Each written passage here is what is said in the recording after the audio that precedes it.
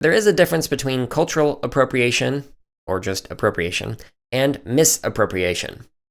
So there are many ways to engage and appropriate content in a way that is meaningful and relevant and appropriate and still maintains respect for the person who created the object.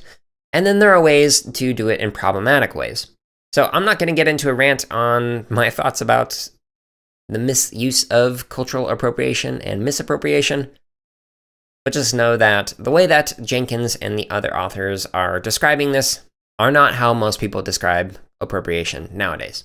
So as an example of the ways that they kind of talk about it, think of a Scratch project in particular. It's really easy to click the remix button. Clicking the remix button and making your own variation of that is an appropriation. And it is something that is encouraged within communities like Scratch or platforms like Scratch. Another way of appropriating is by going to something like Stack Overflow, taking somebody else's code and modifying it to do something for your particular program. That is another form of appropriation. You are essentially remixing somebody else's code.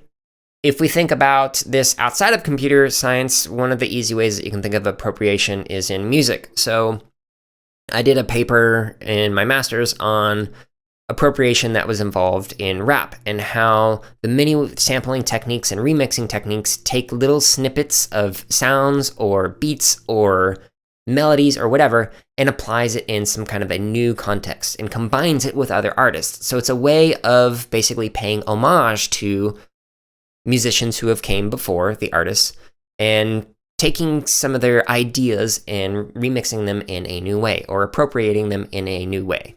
Another example of this outside of music or computer science is fan fiction.